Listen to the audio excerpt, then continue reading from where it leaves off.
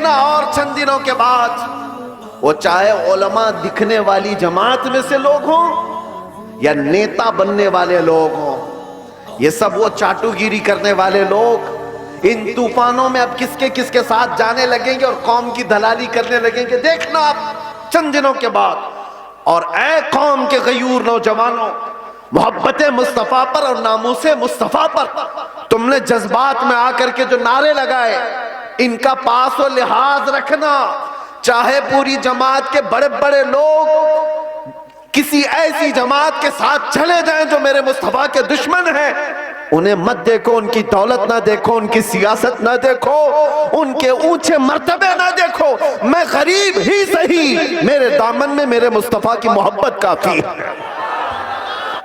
منبر نور پر جلوہ بار علماء ذوی احترام، مشائخ، سادات،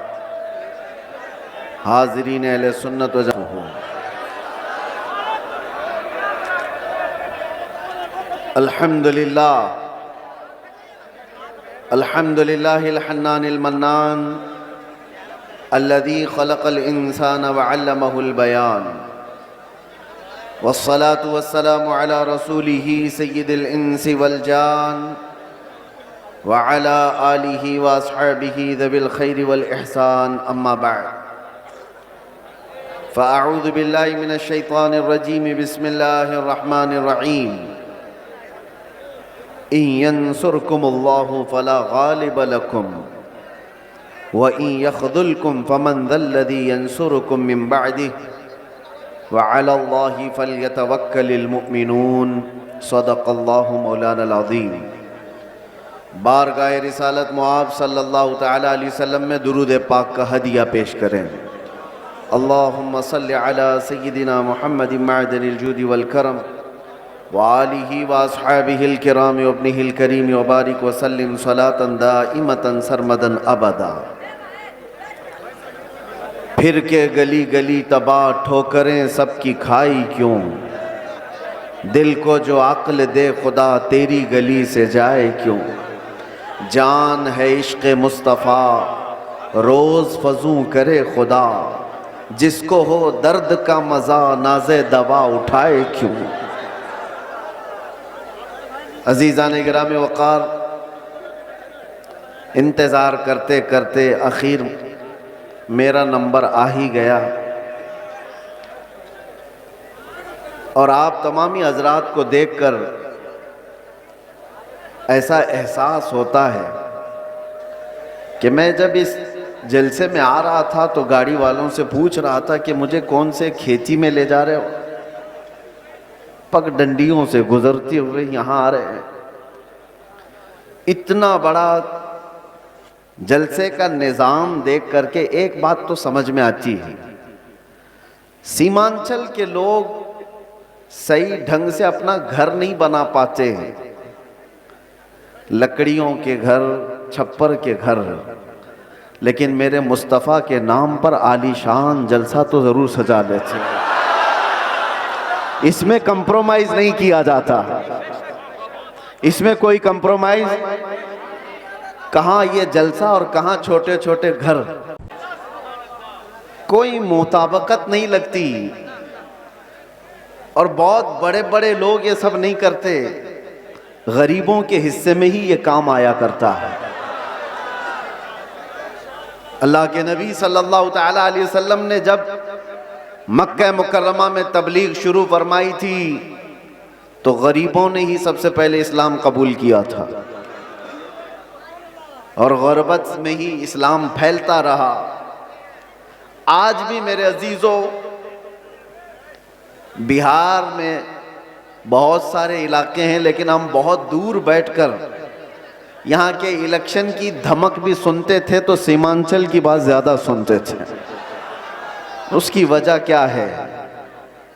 بہار میں تو بہت سارے علاقے ہیں، بہت سارے ضلع ہیں، اس علاقے کا تذکرہ زیادہ کیوں ہوتا ہے؟ وجہ یہ ہے کہ یہاں پر وہ قوم زیادہ ہے جو لوگوں کی نظروں میں چبھتی زیادہ ہے، اور یہی بات ہے کہ دنیا کا ہر درندہ ہماری طرف دیکھتا ہے اور خونخوار نظروں سے مٹانے کی کوشش بھی کرتا ہے، اور یہ پہلی بار نہیں، چنگیز اس کے بڑے بھی آئے، ہلاکو اس سے بڑے بھی آئے، لیکن وہ اس دین متین کا کچھ بگاڑ نہ سکے۔ آپ بھی نہ گھبرانا، یہ جلسے کوئی ختم نہیں کر سکتا، اور نہ یہ نام ہمارے کبھی ختم کیے جا سکتے ہیں۔ کچھ بات تو ہے کہ مٹتی نہیں ہستی ہماری، کچھ بات تو ہے کہ مٹتی نہیں ہستی ہماری، صدیوں رہا ہے دشمن دور زماں ہمارا، یونان و مصر و روما سب مٹ گئے جہاں سے، باقی مگر ہے اب تک نام و نشاں ہمارا، توحید کی امانت سینوں میں ہے ہمارے، آسان نہیں مٹانا نام و نشاں ہمارا۔ اور پھر ایک بات، باطل سے ڈرنے والے اے آسماں نہیں ہے ہم، 100 بار کر چکا ہے تو امتحان ہمارا۔ ایک بڑی لذت ہے، بڑا عجیب احساس ہے بہار کے، بنگال کے، جھارکھنڈ کے جلسوں میں۔ میں بولتا بہت بھی ہوں، آپ لوگوں کے انتظامات و انصرامات کے خلاف بھی، رات بھر سجاتے ہیں، اور بہت سارے اس کے جو نیگیٹو پوائنٹ ہے اس پر بولتا بھی ہوں، لاکھوں کا خرچہ کرتے ہیں بہار میں، جلسے زیادہ کرتے ہیں، اس پر بولتا بھی ہوں، لیکن دل میں ایک احساس یہ بھی ہوتا ہے، جیسی تیسی ہے قوم، سرکس میں پیسہ برباد کرنے سے میرے مصطفیٰ کے نام پر تو لگاتی ہے، کسی اور جگہ پر ان کو چھوڑ دیا جائے تو شاید پتہ نہیں مجرے کرنے والوں کو دیکھیں گے لوگ۔ انٹرٹینمنٹ کی دنیا ہے، یہاں نہیں تو کہیں اور محفلیں لگا دیں گے، اسی بہانے کم از کم یہاں شعراء اسلام آتے ہیں، خطبہ اسلام آتے ہیں، اور یہ ایک ایک لفظ پڑھتے جاتے ہیں، لوگوں کے دلوں میں رس گھولتے جاتے ہیں، جیسے تیسے یہ دین کا نظام ان جلسوں کے ذریعے سے قائم ہے۔ بہرحال میرے عزیزوں، ایک بات آپ سمجھ کر کے چلنا، یہاں پر بیٹھ کر تقریباً 1 گھنٹہ مجھ سے پیشتر حضرت مولانا صاحب نے چندہ بھی کیا بہت مسجد کے لیے۔ بہت لوگ سمجھتے ہیں کہ مولانا لوگوں کا کام ہی کیا ہے، چندہ کرنا، رسید لے کے گھومتے رہتے ہیں۔ تمہیں اندازہ ہے دین کا یہ سارا نظام اگر یہ مولوی نہیں ہوتے تو پتہ نہیں تم کیا کر رہے ہوتے۔ یہ مدرسے، یہ مساجد کی مینار، یہ ساری چیزیں ان لوگوں سے قائم ہیں۔ ہوتے ہوں گے چندہ خور لوگ، مگر آپ کو پتہ ہے ایک ایک پائی دین کے لیے اعلان کر کے جمع کرنا یہ علماء کی شان ہے۔ کیا ان کے اندر سیلف ریسپیکٹ نہیں ہے؟ کیا مانگنا ان کی بچپن کی عادت ہے؟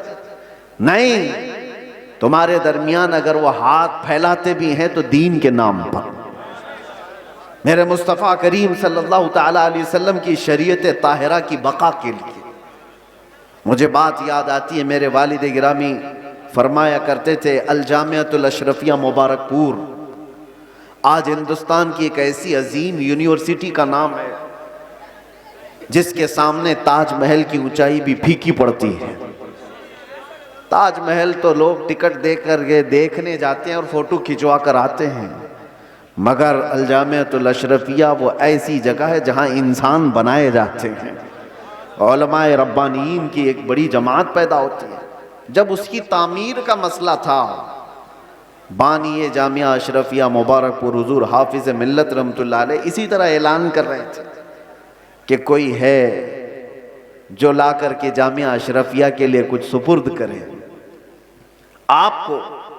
مارہرہ مطہرہ کے سید زادے سید العلماء نے بٹھا دیا اور کہا، مولانا آپ بیٹھ جائیے، میں سید زادہ ہوں لیکن اس ادارے کے لیے چندہ میں کروں گا، آل رسول ہوں، مانگنے کی عادت نہیں، کبھی نہیں مانگا۔ اور اس کے بعد جب سید میاں رحمت اللہ تعالیٰ علیہ نے اعلان کیا تو ظاہر سی بات ہے مجھے یہ علاقہ دیکھ کر کے وہ بات یاد آتی ہے، مولانا تو 11,000 مانگ رہے تھے،